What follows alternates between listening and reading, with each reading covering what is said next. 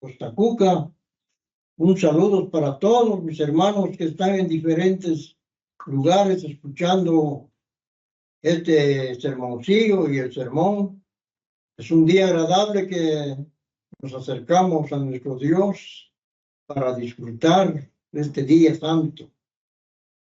Hermanos, estamos oyendo nosotros tantas noticias. ¿Para qué sirven las noticias?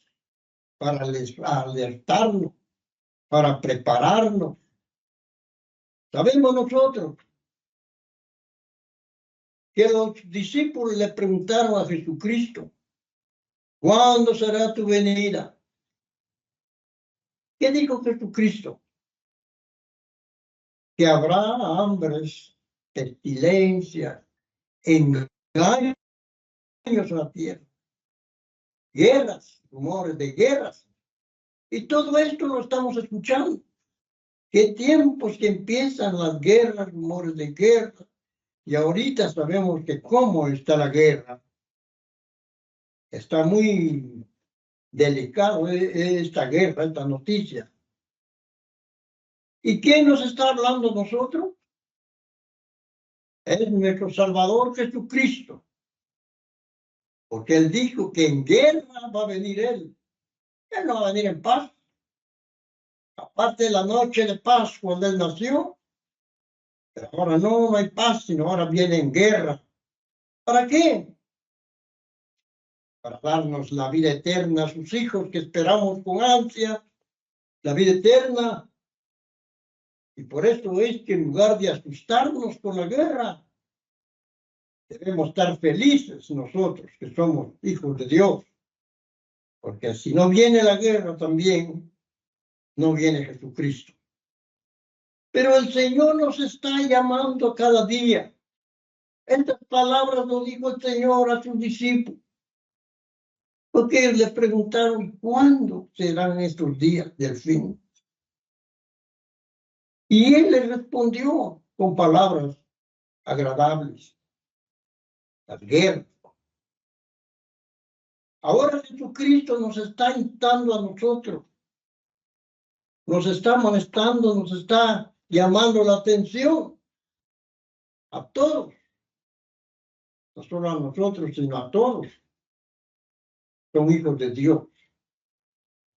Y este sermoncillo lo he titulado ¿qué significa ser convertido? ¿Ya es convertido usted? Esa es la pregunta. ¿Ya seremos convertidos?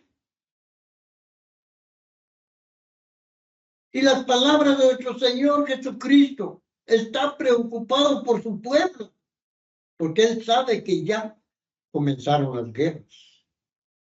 Aunque tal vez todavía falta, pero sí ya empezaron. Ustedes saben que cuando tiene un comienzo, también tiene un fin.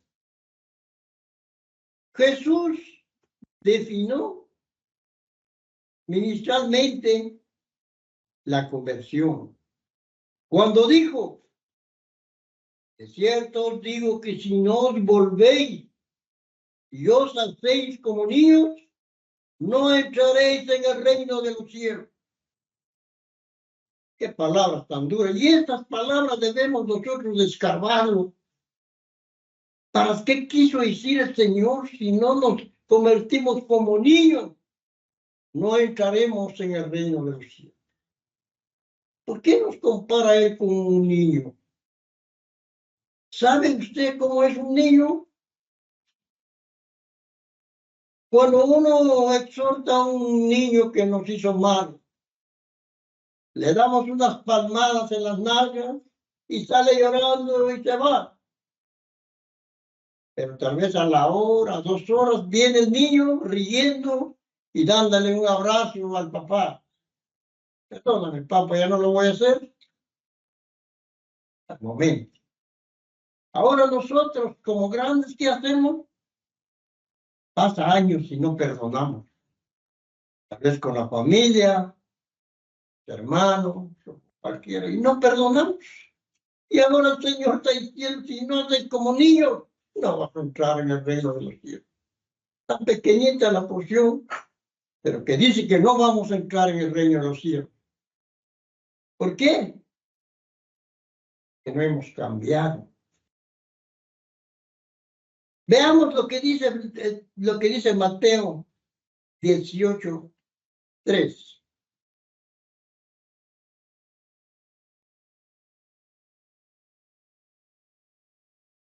Mateo 18:3.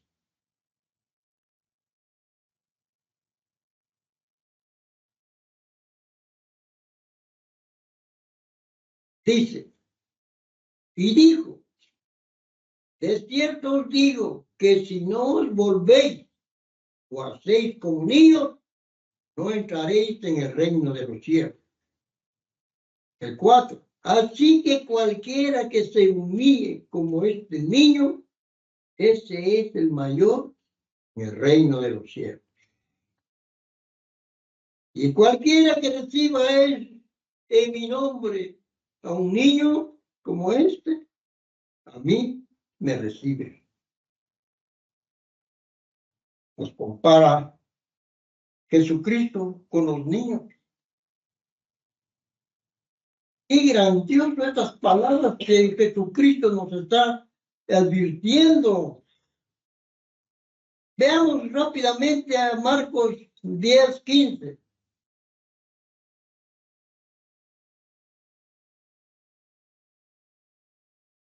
Marcos 10:15. De cierto os digo que el que no reciba el reino de Dios como un niño, no entrará en él. Mucha preocupación para averiguar esto. ¿Qué quiso decir él comparándonos con niños?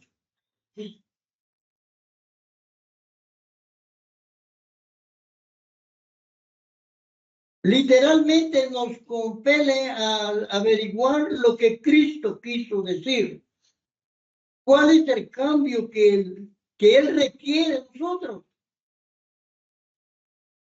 Porque si no sabemos cuál es la verdadera conversión, o mejor dicho, si no llegamos a ser verdaderamente convertidos, no entraremos en el reino de Dios. Y no habrá esperanza para nosotros. Esto fue lo que Cristo, nuestro Salvador, dijo. Se los dejo a ustedes para que estudian y averigüen esto. Háganse un examen minucioso. ¿En qué no he cambiado? ¿Qué es lo malo que yo practicaba antes y todavía lo tengo? Entonces no estoy convertido. No voy a entrar en el reino del cielo. Porque todavía tengo aquel malo que lo traía. Pero nosotros, dice que si no nos convertimos en un niño, no entraremos al reino del cielo. Un niño es muy agradable. Un niño nunca está en su mente el odio. Sino un niño se pelea con sus amiguitos y al rato ya está jugando otra vez. Nosotros no, como adultos, a veces nos hacen una ofensa ahí, está ahí minando nuestra mente, y eso es lo peligroso que hay.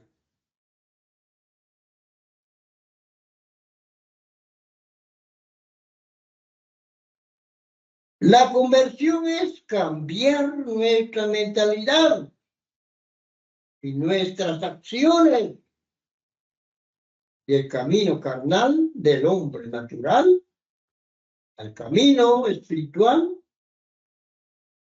el pensamiento o la forma de actuar de Dios mismo. ¿Será que estamos actuando como Dios mismo? ¿O todavía tenemos la carnalidad? Yo me hago la pregunta, ¿cuándo voy a ser un verdadero cristiano? No podía, porque era joven. Como dijo el apóstol Pedro, Ahora soy viejo, es otro que me ciña. Cuando era joven pensaba como niño. Ahora, gracias a Dios, con los años que me ha dado, tengo mucha experiencia.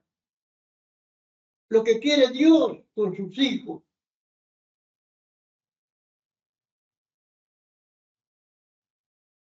La juventud, todo es vanidad. Pasan los años, llega uno a viejo, y gracias a Dios que está en el camino de él. Este proceso incluye finalmente el camino de nuestra actual existencia, físicamente a la vida glorificada e inmortal que Dios mismo posee. Se inicia con el bautismo y la recepción del Espíritu Santo. Si usted no tiene el Espíritu Santo, no puede hacer nada. No es de él. Continúa a lo largo de la vida con el crecimiento espiritual de la persona y culmina con el momento de la resurrección cuando se nace en el reino de Dios como nueva criatura, como un ser, un cuerpo espiritual, miembro de la familia de Dios. Ahí sí vencimos. Pero si no resucitamos, perdimos. Los maestros religiosos de este mundo no han entendido plenamente este proceso vital, sino que le han dado un significado a la palabra conversión, que dista mucho de la verdad para que enseña la Biblia. El término se utiliza comúnmente para designar el simple hecho de que alguien abraza una nueva fe y denominación de aquí, de alguien que cambia sus creencias, por ejemplo, del judaísmo al cristianismo o cualquier denominación que se dice que se ha convertido. Pero esta no es la verdadera esencia, el significado de la conversión, tal como lo expresa Pablo. La conversión, tal como lo explica la palabra de Dios, por el contrario, la celebración de Cristo que citamos, según la cual, si no hay conversión, no se puede entrar en el reino de Dios. Le fue dirigida a quienes ya la misma Biblia llamaba discípulos. Ciertamente aquellos ya profesaban una creencia en Jesús y por lo tanto ya estaban convertidos, en el sentido en que lo entiende el mundo. Además, Cristo le dijo a Pedro, si el apóstol Pedro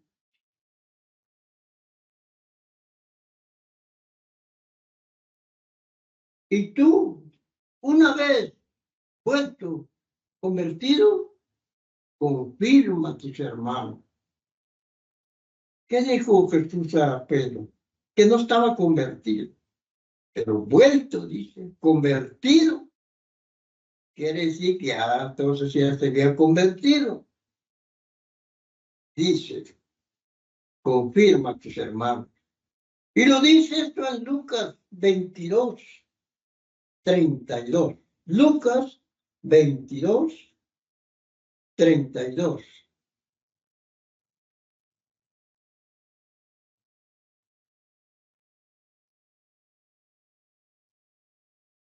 Pero yo he rogado por ti que tu fe no falte. Y tú, una vez vuelto, confirma a tus hermanos. Eso es, confirma a tus hermanos. Ayuda a tus hermanos a entender más de la conversión. La palabra de Dios es un alimento espiritual que nos lleva a sentirnos tan felices, aunque de muchas formas expresaban su profunda creencia en Jesús mientras él estuvo con ellos en su vida física y estaban convertidos.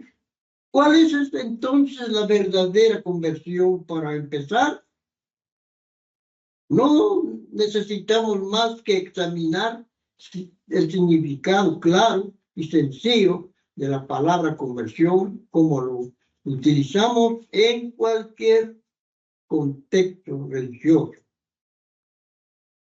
Convertir algo significa actuar un cambio en el propósito, la forma y la utilización, de modo que llega a ser otra cosa. Esto no es fácil de entender cuando se aplica en el mundo y en el contexto físico. Cuando en el caso de convertir a una granja en una urbanización para construir casas en el propósito de la tierra, se cambia de una cosa a otra diferente. De igual modo, cuando uno convierte y pasa por el proceso de la conversión, sufre un cambio de tal manera que llegue a ser una persona totalmente diferente. Antes tal vez le tenían miedo a usted, que si no era borracho. La pobre esposa, con miedo porque iba a llegar el borracho. Pero ahora que Dios lo llamó, usted ya convertido en hijo de Dios. Ya no es borracho. Ahora, ¿qué trae? Fruto del Espíritu Santo. Amor, paz, tranquilidad. Esos son los frutos que lleva al cristiano a cambiar. Pero si usted es bautizado y da miedo su cara, sus palabras muy pesadas, ya no da ganas ni de hablar. Porque el cristiano tiene una suavísima palabra. Cuando yo recuerdo, a veces boto lágrimas por un hermano que fue muy admirado, que ya murió, mi hermano Armando Barrios. Qué palabras tan suavísimas. Mostraba que del corazón salían las palabras de amor. Cuando le hablaba a uno, lo llenaba el vacío. Es algo diferente, en cambio, en la profesión de la fe, aunque esto está incluido con un cambio de tipo externo, sin un cambio interior total. Por supuesto, el cambiar una persona significa cambiar mentalidad, es decir, la manera como piensa. En Proverbios 23, vamos a leer.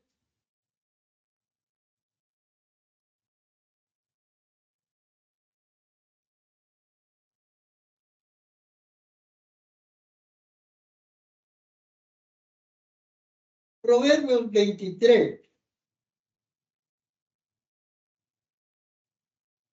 Cuando te sientes a comer con algún señor, considera bien lo que está delante de ti y pon cuchillo a tu garganta.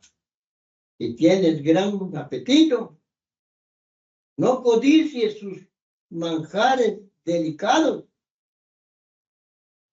porque es pan engañoso. No te afanes por hacerte rico, sé prudente y desiste. Has de poner tus ojos en la riqueza, siendo ninguna, porque se harán alas, como alas de águila, y volarán al cielo. Exactamente, hay ricos que son ricos y después se quedan llorando. ¿Por qué? Porque son ricos que nunca se arrepintieron y creyeron a Dios. Y es poquito. Hay ricos que han tenido hasta 10 mujeres y cantidad de hijos.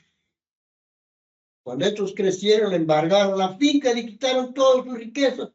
¿Y ahora qué? Está llorando. ¿Por qué?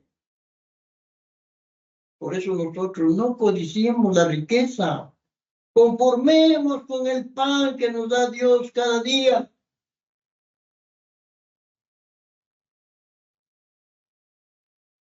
Pero veamos lo que dice Romanos 12:2.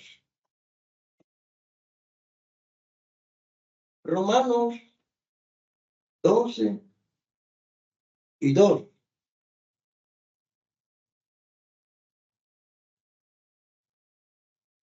Dice, no os conforméis a este siglo, sino transformados por medio de la renovación de vuestro entendimiento,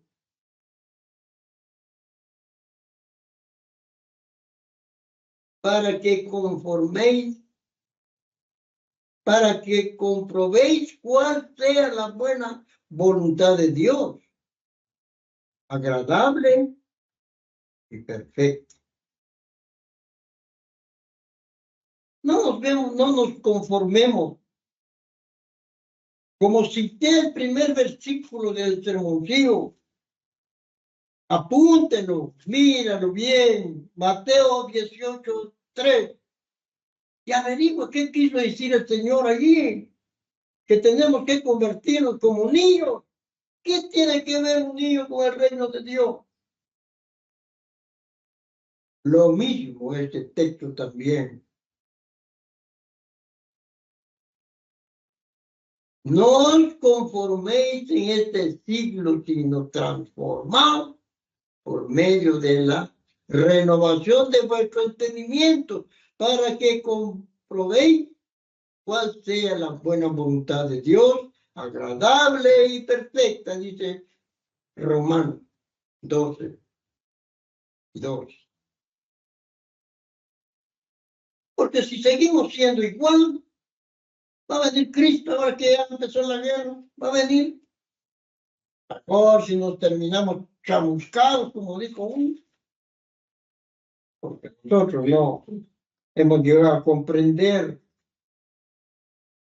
lo que dijo el Señor, lo que nos ha enseñado el Maestro.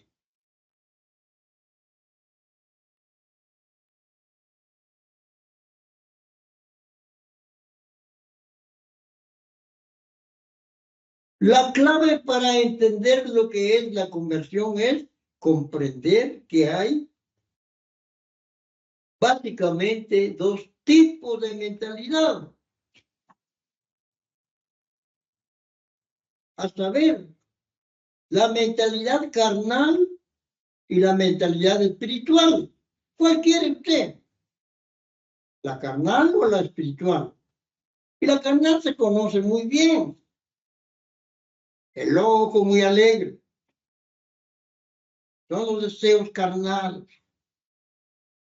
Pero lo espiritual, eso no se ve. Porque usted sabe muy bien que cuando uno tiene el Espíritu Santo, sus pensamientos están en la obra de Dios, estudiando, preparándose. Yo paso días aquí sentado estudiando. ¿Por qué? Porque me he enamorado de las palabras de Dios. Estoy esperando ¿Qué tiene Dios para mí? Si Él va a permitir que se cierren mis ojos.